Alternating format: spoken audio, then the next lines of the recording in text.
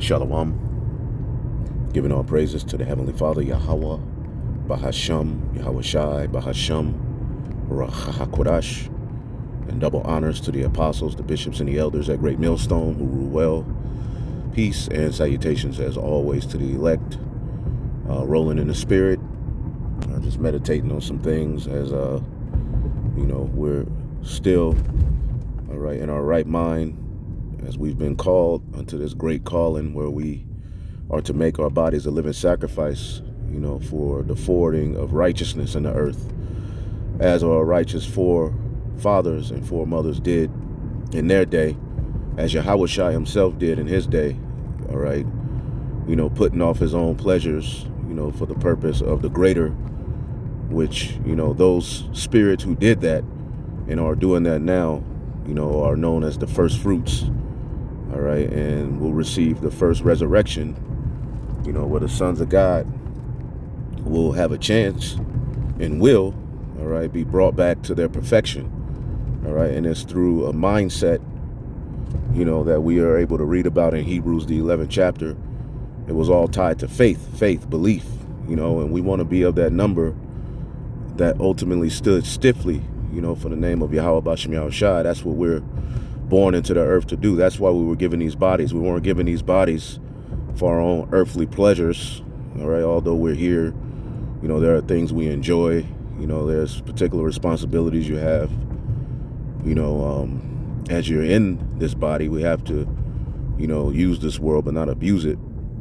But ultimately the purpose of the elect being born, is to fill the prophecy, of standing stiffly and, odds of all opposition, an anti-Messiah, wicked, tyrant rules over us, the whole world is rooted in sin, the policies are all, geared towards uplifting people who sin, and, the alphabet, all of these people we see getting, rights and this and that, while the righteous, are being, prepared to be set up and accused as terrorists, but the beauty of it is, the victory is already written. You go in the scriptures, you can read about the victory, and, like you have here in 2nd Ezra, the 2nd chapter, where Yahweh Shai is crowning, the souls, the men,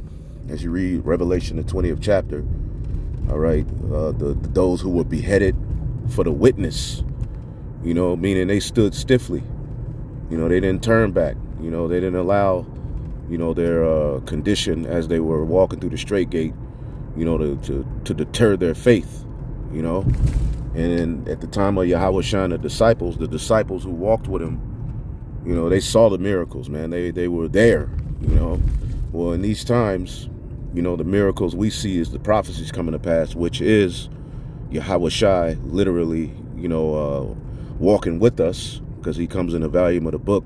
The testimony of Yahweh Shai is tied to prophecy. So the prophecies we see coming to pass, starting with the raising of the elect, of course, that's a miracle within itself.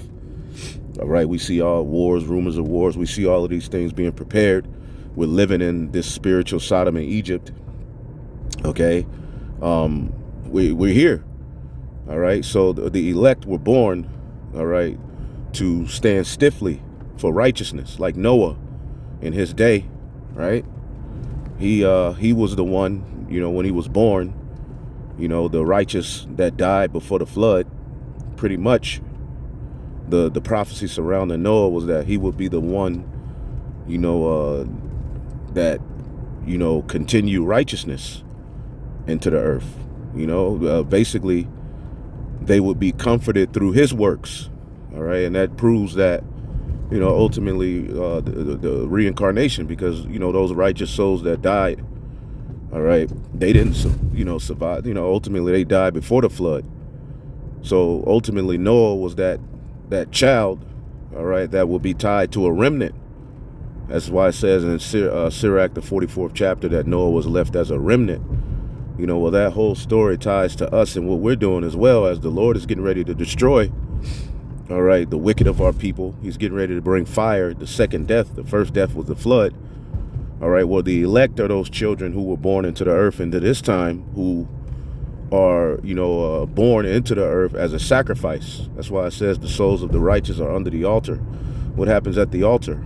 All right, a sacrifice. So these bodies were given unto us, to offer up as a sacrifice and to fulfill great prophecy, man. And when we get into the kingdom, all right, we the first fruit spirits are going to be forever known.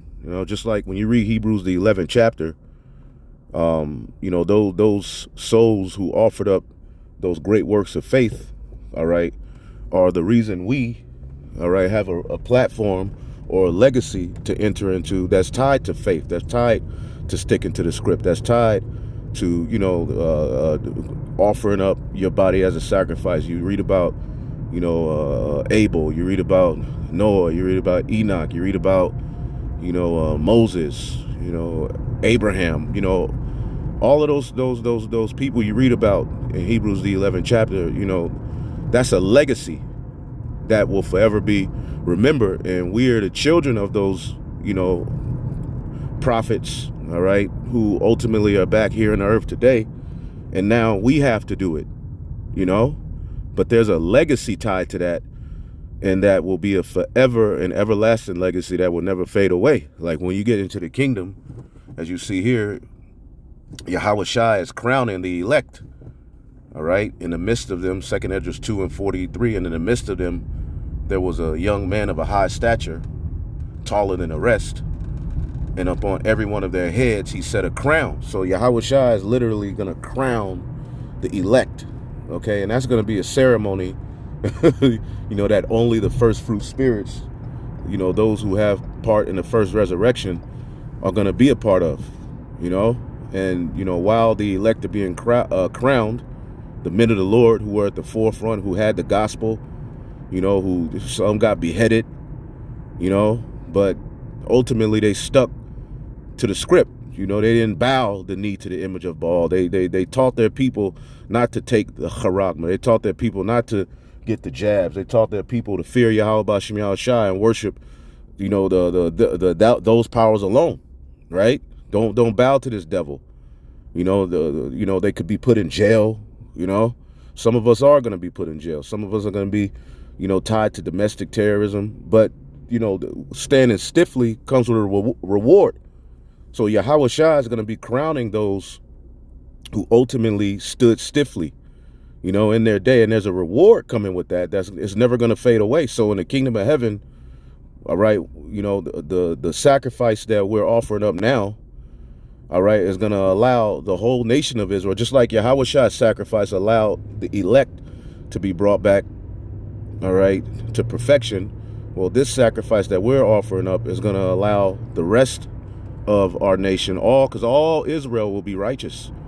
All right, it's just going to be in its own order, every man in his own order. So to partake in that first resurrection, to partake in the feast where Yahweh Shai will sip wine with us, we as the sons of God will be brought back to our original state and order. That's a party and feast and banquet, however you want to call it, that's going to be only for a number of souls, man. And you want to be a part of that. All right. It says, it says, and he crowned them. So hold up. 2 Esdras chapter 2 and 42. And I, Esdras, saw upon Mount Sinai a great people whom I could not number, and they all praised the Lord with songs. And in the midst of them there was a young man of high stature, taller than the rest, and upon every one of their heads he set crowns, all right, and was more exalted, which I marveled at greatly. So I asked the angel and said, Sir, what are these? And he said unto me, These be they that have put off the mortal clothing, right? And that starts with our minds being changed. After 3 days and a half, the spirit of life entered into us. We're partaking of that. We're fulfilling those prophecies, right? These things needed to happen in order for the kingdom to come. Just like Babylon had to be raised up, just like wickedness had to take root in the earth. All right. Synonymously, the righteous would be raised up at that same time. So putting off the mortal clothing starts with, us transforming our minds, all right, and living through the spirit and power of Yahweh B'Shem Yahweh Shai, all the way to the point where we go from glory to glory to glory to where we get beamed up and literally put off these bodies forever. and go into our original state. You see, where we will be perfected. You know, no more worry, no more sickness, man. And be able to rule on earth in bodies that are immortal. See, and the elites on the left-hand side, they're trying to set themselves up in a position to have that. See?